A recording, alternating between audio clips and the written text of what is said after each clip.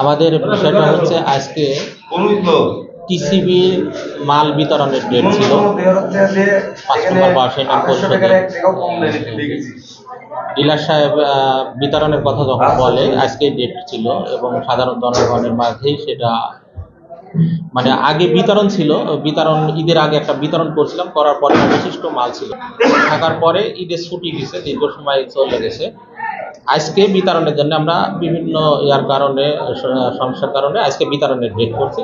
ডিলারেরও যেহেতু বলছে তার প্রেক্ষিতেই আমরা সাধারণ জনগণ ডাকার পরে আজকে বিতরণের জন্য ডিলার সাহেব আসছে। ঘরে রুমের চাবিও ডিলারের কাছে থাকে। পরিষদে সংশ্লিষ্ট গ্রাম পুলিশ দ্বারা রাত দিন 24 ঘন্টা 2 জন ডিউটিদার থাকে, তাদের আওতাতেই মালটা ছিল এবং ডিলারের হাতেই চাবি ছিল ওই রুমে। তারপরে ডিলার এসে চাবি খুলে যখন ঘরে ঢোকার পরে মাল দেখে আমি পরিষদের আমার চেম্বারে ছিলাম, উনি আমাকে ডাকলো চুপ করে যে ভাই শুনে যান। যার পরে আমাকে জানালো যে ভাই আমার যে টিসিবির মাল ছিল ওই মাল থেকে মাল হারাইছে। তা আমি বললাম যে আপনি বলেন কতটি হারাইছে। তারপরে হারানোর সোর্স কারণ এগুলো ইয়া করলাম।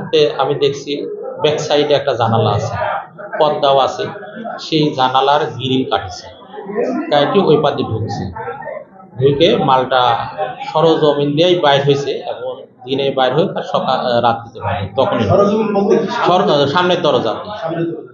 আর এটাতে মাল অনেকগুলোই।